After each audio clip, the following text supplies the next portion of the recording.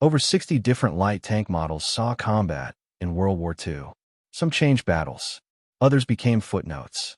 This is the complete catalog of light tanks that mattered. Panzer I Ausführung entered service in 1934 as Germany's first mass-produced tank, a training vehicle thrust into combat. Armed with dual MG-13 machine guns and a small turret, it weighed only 5.4 tons with armor vulnerable to anti-tank rifles. Poland and France saw over 800 in action before relegation to training duties by 1941. Ausführung B stretched the hull with a Maybach engine. Ausführung C and Ausführung F followed with modifications. Panzer II Ausführung C became the backbone of early blitzkrieg operations, mounting a 20mm autocannon. Weighing 10 tons with 40mm frontal armor, it served from Poland through North Africa until 1943. The standard light tank of the Wehrmacht's early victories established German armor doctrine. Panzer 35T was the Czechoslovak Škoda light tank model 35, seized in 1939. Mounting a 37mm gun with pneumatic transmission, it proved reliable, but outdated by Operation Barbarossa in 1941, then relegated to training roles. Panzer 38T Ausführung A represented the superior Czech light tank model 38 design with 37mm gun and riveted armor construction. More reliable than the Panzer II, it served frontline combat through 1942 before its chassis became the basis for the Hetzer tank destroyer and Marder III. Ausführung B through Ausführung G progressively improved armor and mechanical reliability. Ausführung S served as a reconnaissance variant. Total production exceeded 1,400 units. Panzer II Ausführung L Lux arrived in 1943 as a fast reconnaissance variant capable of 60 km per hour. The 20mm gun and 5-man crew provided excellent scouting capability, but limited production restricted its impact. German light tanks evolved from machine gun carriers to obsolescence. American designs would dominate through mass production and reliability. M2 light tank A4 established American light tank design with its 37mm gun and vertical volute spring suspension. The pre-war development vehicle served primarily for training, but its mechanical DNA defined the Stuart series that followed. M2A1, A2, and A3 variants preceded the final A4 configuration. M3 Stuart earned the British nickname Honey for its exceptional mechanical reliability. First American tank to see combat in North Africa during 1941, it mounted a 37mm gun with a radial aircraft engine in riveted hull construction. Fast and dependable despite its high silhouette, the Stuart fought across every theater. Over 13,000 were produced, serving the Pacific through the war's end where its reliability mattered more than its light armament. M3A1 Stuart introduced a welded turret design, removed the tall commander's cupola to reduce profile, and added a gyro stabilizer allowing accurate fire while moving. The improvements made it the preferred variant for armored reconnaissance and infantry support operations throughout 1942 to 1943. M3A3 Stuart featured sloped hull armor, increased fuel capacity for extended range, and improved crew comfort for sustained operations.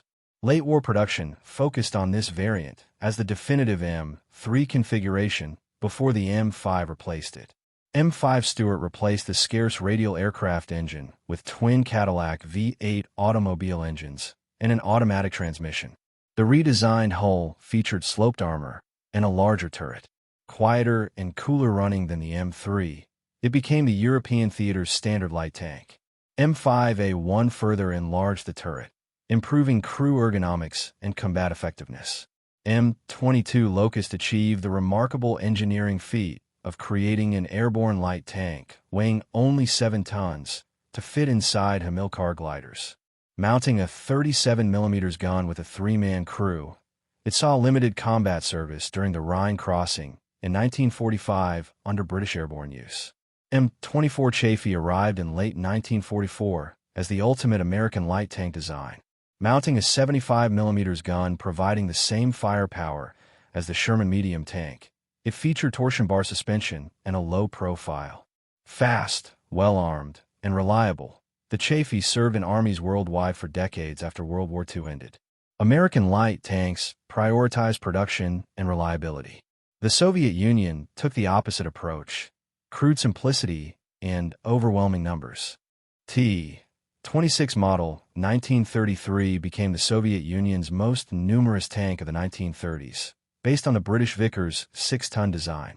Mounting a 45mm gun in a single turret with riveted construction, over 11,000 were produced. It saw combat in Spain, Finland, and the opening stages of Operation Barbarossa, where it proved obsolete but remained in service from desperate necessity. Model 1931 featured twin turrets. Models 1937 and 1939 progressively improved armor thickness. BT-5 introduced the fast tank concept using Christie suspension, capable of running on wheels or tracks. The 45mm gun and convertible drive system provided high strategic mobility for deep operations doctrine. BT-7 became the most successful fast tank variant, achieving 86 km per hour on wheels. Late models featured sloped armor that directly influenced T-34 development. The BT-7's operational experience shaped Soviet armored warfare doctrine for the entire war.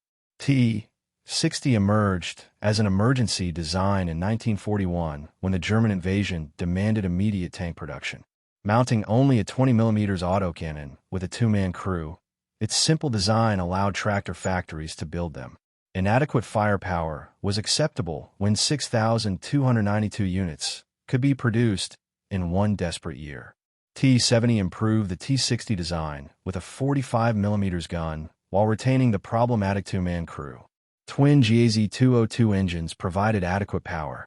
As the most produced Soviet wartime light tank, 8,226 units served infantry support roles during 1942 to 1943.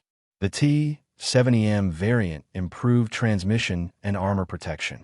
T-80 represented the final T-70 evolution in 1943 with improved armor and engine performance. Only 120 were produced before Soviet industry abandoned light tank production entirely, focusing all resources on T-34 medium tank manufacturing. Soviet light tanks sacrificed crew comfort and sophistication for numbers. British, French, Japanese, and other nations fought with whatever designs they possessed. Light Tank Mark VI served as Britain's standard light tank in 1939, armed only with machine guns and protected by inadequate armor. Designed for fast reconnaissance, it proved dangerously undergunned in actual combat across North Africa and France in 1940. Mark VI-A, Mark VI-B, and Mark VI-E variants made minor improvements to engines and armor that could not overcome fundamental design limitations. Tetrarch Mark VII achieved airborne capability with its 2-pounder gun and 4-man crew. Glider landed during D-Day and Rhine crossing operations. Its specialized role limited production numbers. Harry Hopkins Mark VIII followed as an improved design with minimal service. Renault R35 became France's most numerous tank by 1940 with over 1,900 produced. Mounting a 37mm gun in a cast armor hull, its excellent protection was undermined by a glacial 20 km per hour maximum speed. German forces used captured R-35 tanks extensively after France's defeat. Hotchkiss H-39 provided better mobility than the R-35 as a cavalry tank with a 37mm gun and 40mm armor.